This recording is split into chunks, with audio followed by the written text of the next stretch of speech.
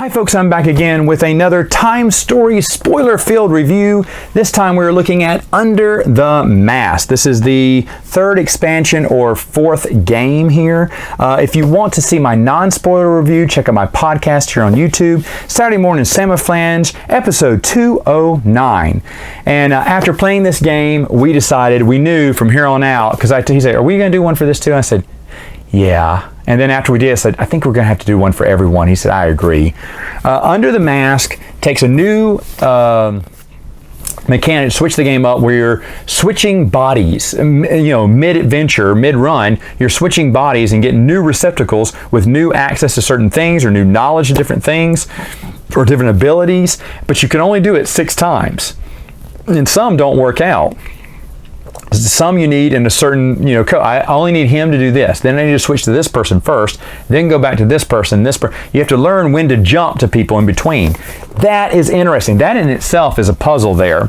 I love that there's 2 different lands you can go into. One, you're going to be hunted down by those Egyptian guards. And I like, the one thing though, we've talked a little bit about this in our review, except we didn't want to spoil it, but now I can. The one thing is, this is the big one, I talked about this is the game that we quit on. Or I quit on. I had us quit on because I was so disgusted with the ending. My buddy or someone has told me, I can't remember who, someone has told me there was a clue on how to figure out the ending. The end puzzle that I love holding your breath underwater while you try to look at all the tablets, but we couldn't figure out what the heck was going on. And later on, someone pointed out that there was maybe a clue on one of the cards that we just didn't understand at the time, so we just didn't follow. But I don't remember any clues, and I thought it was just piss poor job of not providing us any really clues or any idea, rhyme or reason what was going on. And then at the end, Bob basically spoils it and goes, "Oh, here's how you solve the puzzle. Now go back and do it again." I was like, F that. We knew it was the ending. And there was something at the end of that, but I was like, screw that, we're not doing this again. I said, that's the most laziest thing, and this is where it fooled me. I said, that's the most laziest thing in the world. There's no earthly way we're doing that again. And so we quit and moved on. And then later on, as I said in my non-spoiler, we went back and looked it over after we played the last game and realized we were very wrong. And the game is actually very high on my list. I really do enjoy Under the Mask. One of the things I do love, this is also where we were just brain dead and weren't reading the instructions and realized there was beacons underneath the, because it said beacons, right? What are beacons? Because we just hadn't been reading, we thought they were the tokens or whatnot. And they were under the base game the whole time. That was so sweet for us. And we just found that out and we just went nuts over it. But Under the Mask, the holding your breath aspect is really cool. I absolutely love that. Everyone complains about the 2 different time cubes in here. And let me tell you why I don't have a problem with this. There's something called, I call it a time anomaly to how to explain this, because you can go back to the same card and get the information that you need from the same person, maybe again giving you a clue, or you call someone else over there and say, hey, can you come over here and read this? And they spend a time to come over there and read the same card. Well, is the guy just repeating himself over and over again? What if you go back and you forget which card it was, you flip over the wrong card, and it's just an information card, not the card you were looking for? So the guy's just going to repeat himself every time he sees you. So I argue there are temporal anomalies in this game that let you flip over the same card. It's obviously a rule. Now later on they would do something about that, right? Because once you resolve an issue, you remove that card from the deck.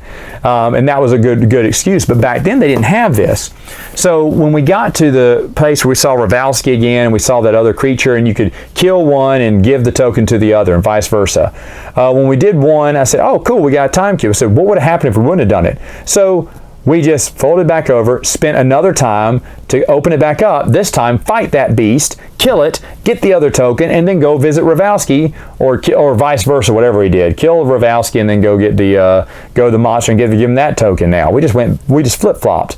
And then we found another time cube. We're like, what, there's 2? You had to do that? I said, whoa, that's weird. Now, everyone says it's very unfair because you have to play the game twice to find both time cubes. That's so unfair. And we didn't. We just, and I swear, we never did any spoilers for this. And I just thought, well, you know what? Let's just go back. Let's keep doing this. This is fun. We got time to spare, and we did the exact opposite just to see what would happen. And we ended up with 2 time cubes. Now, whether that was legal or not, I don't know. There was nothing against it, I don't think. It didn't say you can only do one or the other, I don't believe. But we did it, and we ended up with both time cubes at the very end. So I didn't have the big argument that everyone else did. Yes, I think that's kind of shoddy. Because most people obviously assumed, and maybe they were right, that you could only get one playing it through. You had to play it through all again to get another one. That seems kind of awful, but to me, there's all these temporal anomalies throughout the game. So why not just flip the cards back over and do it again? You'd go back to some of the same places before and hearing the same information from someone asking you the same question this time around. So again, I'm kind of defending Under the Mask, but that's because I really do like it. Is it the best one out of all of them? No. I mean, it's hard for me to rank all of these. I cannot possibly rank these, but I will say this: some of the best memories, and I think we did top 5 memories of the game. This was both #1 for us, just because of, for me, how dead wrong I was about this, and that there was something big, and I just didn't understand it, and that if the game fooled me, and if there was a clue for the end result, I missed it completely. Someone told me there was. They told me about it, but I just don't remember it. But other than that, we both say some of our best memories come from Under the Mask. So overall, I thought this was a very enjoyable one. It's so enjoyable jumping from place to person, knowing that that's another thing, going through the desert through all those problems. And if you have this person, it's easier. If you have this person, it's easier. So, that's the 2 people we need. But then at the end, they both fight. And you ended up losing time, even though you thought you were on the fast track there. That's another fun thing about this. Time stories did not get old. They keep mixing it up. I know a lot of people are like, Under the Mask, not as good as the other ones. I don't know. I mean, I think their expectations were set too high. I don't realize it. I don't know why. But for me, we had the exact opposite effect. I was like, okay, you know what? Bravo, Time Stories. You're still trending up for me. You're still showing me different things. You're still showing me different surprises. So we really enjoyed Under the Mask. All right, folks, that's it for now. But I'll come back next week with another Time Stories video. See you then.